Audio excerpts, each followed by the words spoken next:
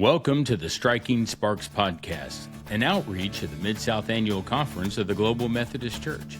Join us as we consider how to stir up one another in love and good works. We welcome you to the heart-sharpening conversations of iron sharpening iron in Striking Sparks. Welcome to Striking Sparks. I'm Brother John. I'm your host today. I'm here with our brand new bishop, Bishop Levingston. How are you, sir? I'm outstanding. It's great to be here with you. It is good to see you today, and welcome to Kentucky. Is this one of your first visits? It is my second visit to Kentucky, but my first visit to this city. Okay, all right. Well, I'm just going to put in a plug for West Kentucky. Yes, sir. You haven't made it. It's where I serve is about 4 hours still from here, Mm-hmm. but one of these days we'll get you down that end. I look forward. So I've got some questions to ask you, and one of the things is, how's your first year so far? Well, I think we're about 5 or 6 months into that first year, and so it's been absolutely amazing.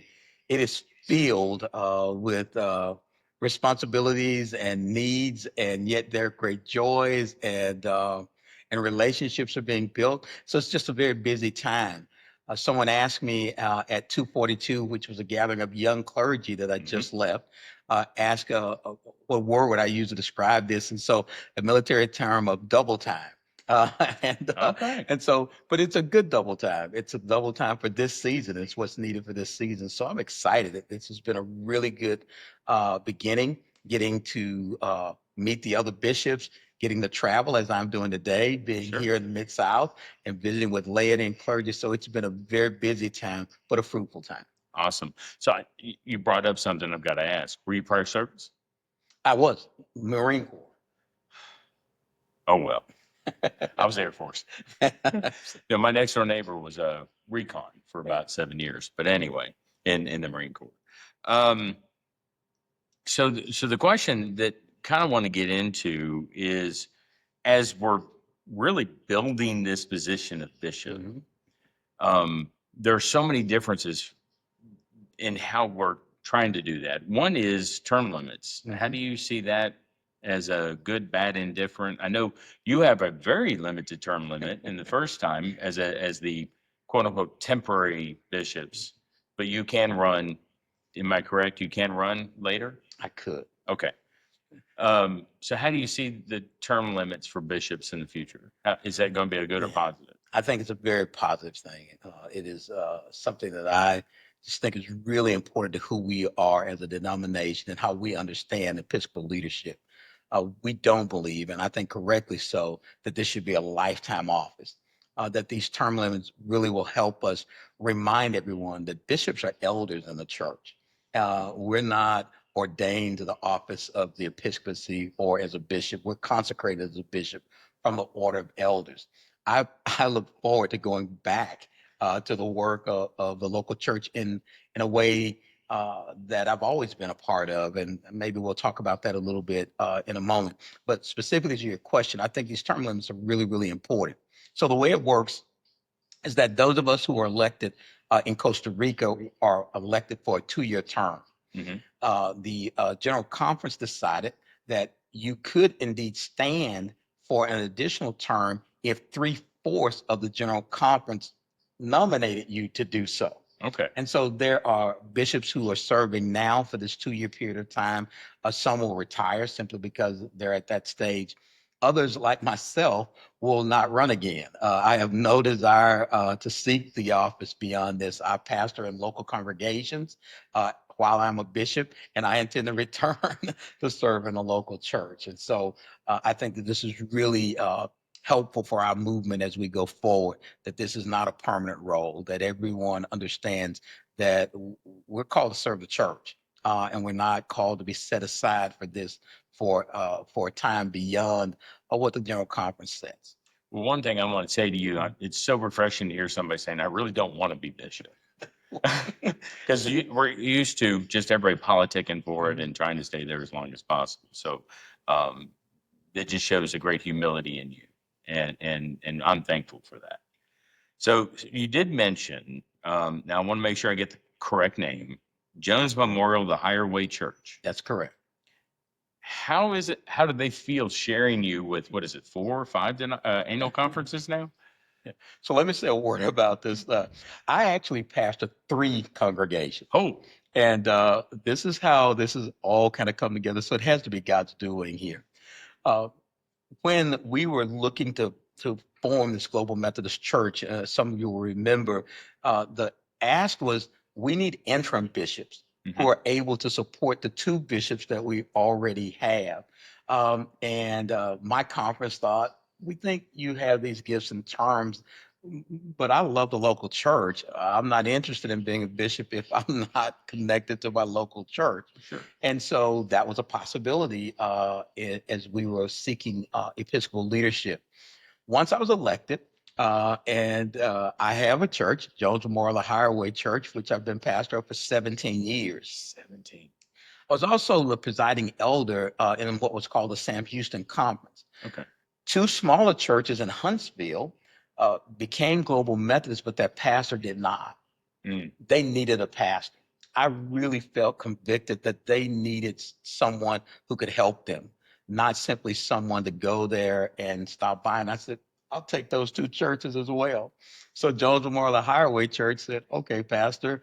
And the way that works is uh, I preach at those 2 smaller churches one Sunday a month. Okay. My associates go the other Sundays to preach. Yet I am responsible for the life of those churches. I Sure. visit the sick. I take care of the church in those ways. More specifically to your question, how is Jones Memorial? Uh, they are a wonderful congregation. I don't think they really realize what they're doing for the greater church. That in reality, they're modeling what it might look like if we actually serve the whole church and not just ourselves. And so they've been very supportive. I tend to travel during the week as I'm doing this week, but I'll be on a plane Friday and I'll be back in the pulpit on Sunday and on another plane Monday. So we worked out that schedule for the most part.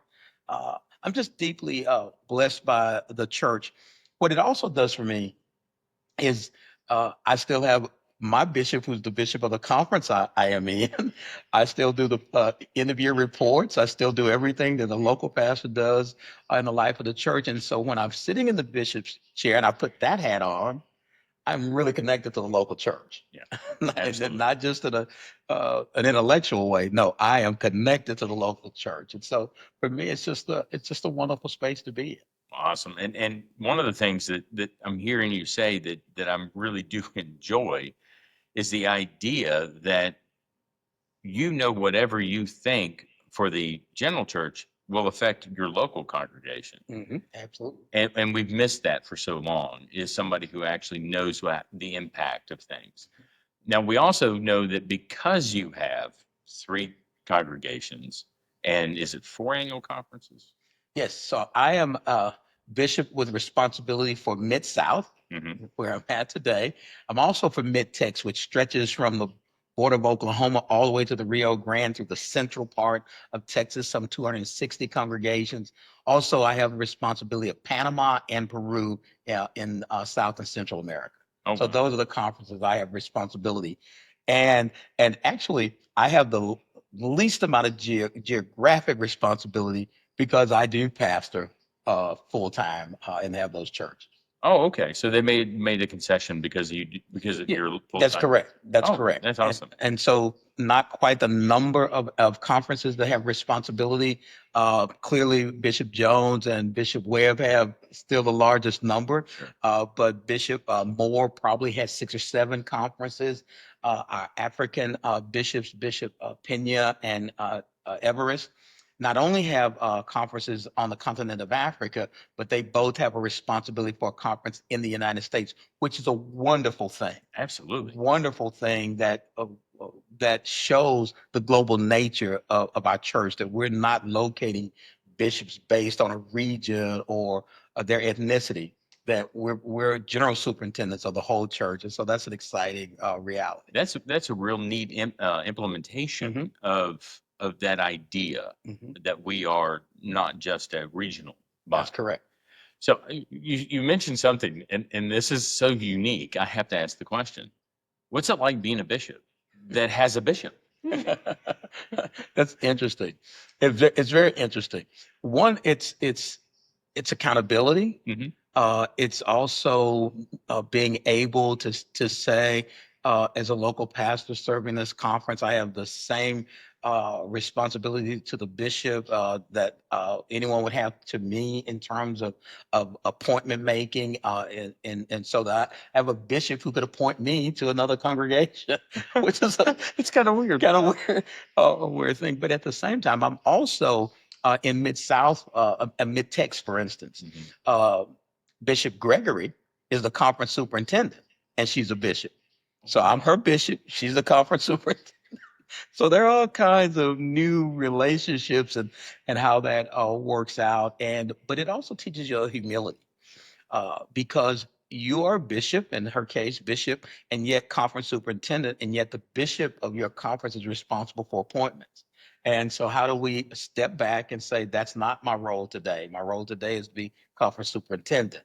And to do that, I think is a real effort to model humility and what it means, again, to be a general superintendent in the life of the church. So it is a unique time. I bet. And I think it allows us to begin, and it's a 2 year period of time, to begin to shape the culture of what episcopacy will look like over time. So that if we can learn to work together and not hoard power Mhm. or authority, but in this role, I don't have the authority. That's fine. That's okay. I think that it bodes well for our movement going forward. Okay, and you had briefly touched on the idea of appointing Mhm. and saying that that role falls into more of the superintendency role. So, what is and how do you see yourself further developing the episcopacy in particularly your 4 annual conferences? So let me say a word about appointments. Appointments are still fixed by the bishop Yes. in every area. But again, as a general superintendent, I'm not going to know the churches in Mid South. I won't know those pastors and their gifts and skills. And so I'm really dependent upon the presiding elders and the conference superintendent to know who's the best person for this role. Sure. And so once they've kind of talked about that, they send me the name of a person. I may have questions. There may be something to say. Could you tell me more about this person? But then I fix the appointment in that place because we think that's still a role of the bishop Sure. and not the conference superintendent in making those. And again, with bishops being conference superintendents, but it not being your conference, we're just working through that. I do think that we have to remember we're a movement Mhm. that's not very old. We're figuring out lanes and how things work together, how we can work with the commissions that the General Conference set up Sure. to make sure, I think, this is just my perspective, to make sure that power didn't simply accrue to bishops, that there are Right. other people who are looking at these decisions and helping to say, here's how we should move forward. So we're working through that. And I am finding it to be exhilarating, frightening. Really don't know exactly what we should do because no one's ever done this before, Right. and learning from one another. But having accountability, there is an Episcopacy committee, Mhm. conference committee. We just met with them, a representative there, to talk about our annual evaluations. Oh, wow. So this is the process. This is how you will be evaluated. All those things that we hope to again set a culture that no one in the church is above anyone else. That we're all called to serve, and that there has to be accountability in that. So that's kind of where what I'm learning as bishop. So, with you doing that, would you say that frees the bishop up more for spiritual nature, or are you still really stuck in the administrative? Oh, absolutely freed up. All right. Absolutely freed up. Okay. First of all, that old model of bishop would have never been something I would have. Oh no! Oh, Yeah. to go to an office and be surrounded. Oh no! So it just had no appeal whatsoever. Sure. So there's some challenges that go along with this, but I think they're healthy and invigorating. We have no administrative staff, so there's no secretary or assistant. There's no one to do that, and so you're not caught up in a bureaucracy. Right. You're able to look and plan your own schedule and say, I need to be here, I need to be here. And then working with the other bishops, how do we cover one another? If you're not able to be there, I can go to your conference with general superintendents. And so if you can't do your annual conference, just ask one of the other bishops to go Wow. and oversee the annual conference and working with the conference superintendent. So the conference superintendent is doing that temporal work every single day. Doing that temporal work every single day. And so it does free us up to do the spiritual work. The reason I'm here in Mid-South, the annual conference is in June. Mm-hmm. I'm here to meet the people.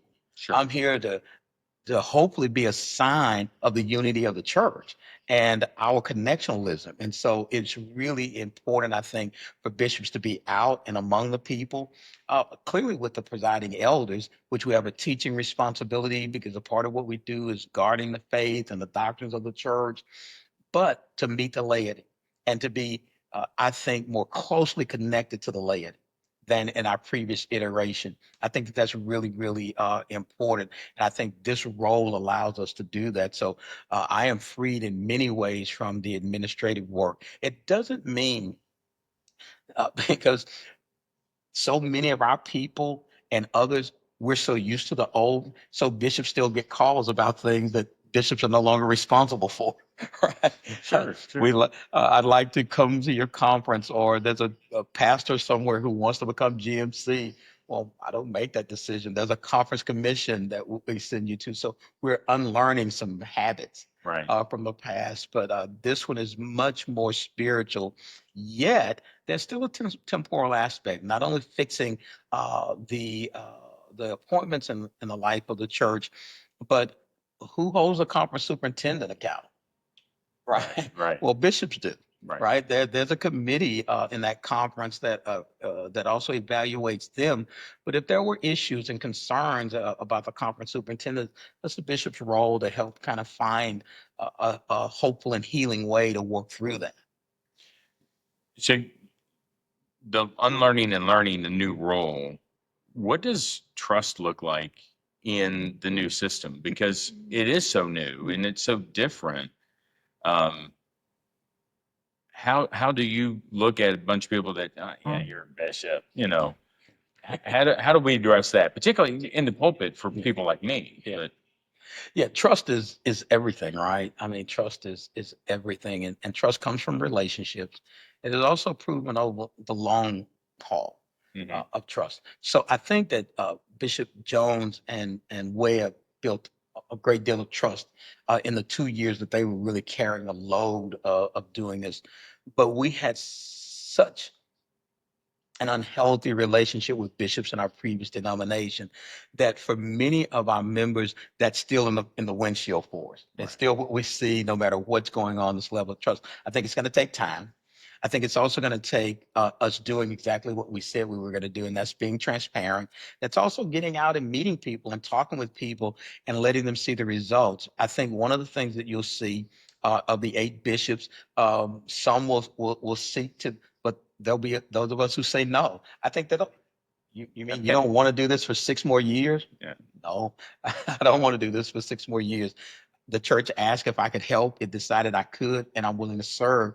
But I was only willing to serve for 2 years, and nothing's changed about that in this period of time. I think the thing that happens also is that we've got to ask for the Holy Spirit mm, to speak into the lives of our clergy and the lives of our churches, to not judge this episcopacy by the one that came before. yeah, Give us an opportunity to live into this so that the next group of bishops who will be elected in 2026 might then have more trust, because we've set this kind of culture that we're accountable. And so we are always talking about how we can be transparent, making sure that the questions people have, they're responded to. Um, I try, I try as best I can, though I fail. I try as best I can to respond to every email within 24 hours. But I found out that hopefulness I had that I can respond to every email within 24 hours is not really possible. But I'm doing the best I can. what do you happen to know off the top of your head how many churches you're over as bishop? It's pretty close to 500 churches. Okay, Pretty okay, close to 500 churches. Uh, yeah. Here in Mid-South, 240, Mid-Tex, 250, 260. Panama and Peru are different in terms of how generally when we think about churches, we're thinking about buildings, steeple. Many of these are house churches. Oh, wow. Okay. And so it's amazing space to be in, to see people who have very little, but who trust God in such amazing ways. It's just been really, really amazing along the way. So somewhere between 550, 600, I would think. Gotcha. Well, I want to be very respectful of your time because I know that not only do you have to speak and be with the people here today, you were moving on to another church later this afternoon. Tennessee this evening. So I have a rapid fire. It was Bob Kane and I kind of developed these so that you wouldn't have an awkward goodbye. There you go. So what is your favorite car and why? 68 Mustang, because when I grew up, the coolest person in town had one and I always wanted one. Gotcha. What's your favorite meal? Oh, stuffed pork chops, candied yams, cornbread. Really? Yeah. Okay. Favorite vacation or vacation story? Vacation story. I had a preacher friend who pastored in the Eleuthera Islands in the Bahamas. And she invited me to preach revival in the Bahamas. Our girls were little, and so we were able to take our girls.